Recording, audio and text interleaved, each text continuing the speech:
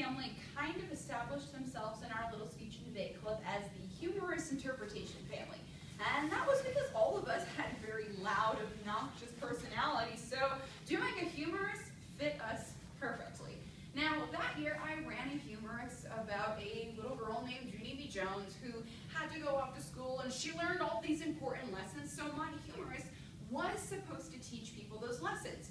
But one particular time my school had me perform this speech was at the dance, because we didn't really call it a prom, we weren't allowed to have dates or anything like that, so it was just the formal dance. And I performed the speech in the dress that I wore to that dance. And I remember very distinctly, even if my speech was supposed to entertain audiences and teach them something at the same time, everybody only remembered what I was wearing. The purpose of my performance was completely missed because I had on a huge pink dress that they thought was just the coolest thing they'd ever seen in their lives. And that is oftentimes the case. If something is pretty and flashy, we miss the point that it's trying to teach us. And the same thing can be said about the classic 1939 movie, Gone with the Wind.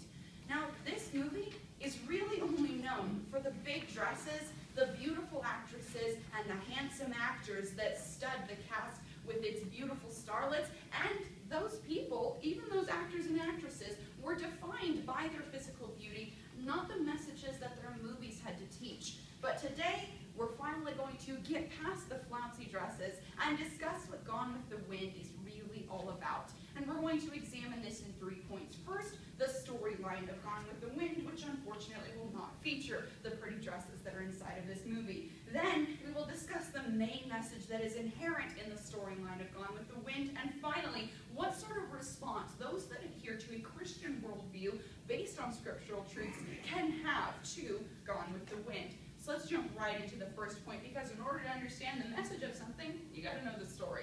Now, Gone with the Wind covers the time span of the start of the Civil War all the way up to the Reconstruction period post-war. So it demonstrates America, particularly in the South, during this period of time. Now, the main female lead is Scarlett O'Hara, who, when we first meet her, is of course presented as a beautiful young woman that is very eligible for marriage. And that's Scarlett's drive at the beginning of the movie. She believes she's going to marry the man that is her next door neighbor, so she puts on one of those nice dresses, goes next door in order to impress him, and then is let down when it turns out he's going to be marrying his cousin. So, as retribution, young Scarlett decides, well, if I can't have you, I will marry your brother. And she does exactly that. In a fit of revenge, she leaves a man who is named Melanie and settles for his brother. Now, unfortunately, because this is a war movie, Scarlett's new husband has to go off and serve his country. But Scarlett is told by her husband he'll only be gone for a few weeks. Well, her husband never comes home. So Scarlett now finds herself a young widow in a war-ravaged nation. And it is in this point of the movie that we meet the male lead, Rhett Butler. Now, Rhett Butler is charming. He's very nice to Scarlett, but she is so focused on finding a man with money and finding a man with more status than Rhett Butler's character has that she's not interested. So she finds a different man. Now, this man's name is never really given. All we know is that she marries him, and then he also dies in the war. So now, Scarlett finds herself without the pretty dresses that she was so well known for in her youth, and a widow 2 times over to a war that is now starting to come to a close, but has left her family devastated, impoverished, and fighting to keep the land that had defined them as really the height of society. And that's when she finally decides to marry Rhett Butler. But, as we all know, Gone with the Wind doesn't end with a happy story for this couple. It ends with Rhett walking out with one of the most famous and scandalous lines in cinematic history that I unfortunately cannot quote for you in this speech. But that's the life story for Scarlett O'Hara. She became so obsessed with men defining her status in society, with men giving her comforts in life, that she ignored true love, she ignored what other people needed from her, and really became a selfish being that was not as attractive as the pretty dresses and the gorgeous girl she was presented as at the start of the film. And that's what the message of Gone with the Wind is.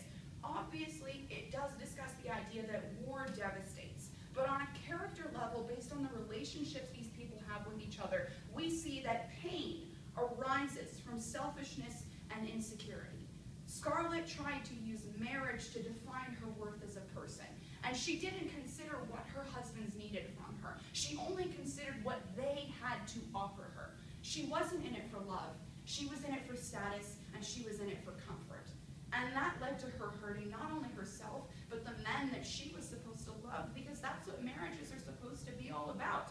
And then, at the end, her marriages all became gone with the wind, along with the worldly comforts she was trying to achieve through these marriages.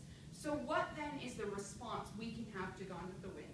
Yes, we can appreciate the beautiful cinematic aspects of this film, but we also need to understand that the message is one we should support, because selfless love is what the scriptures call for us to have. They do call for us to set aside material desires, consider the needs of others before our own, and to not let another person define who we are.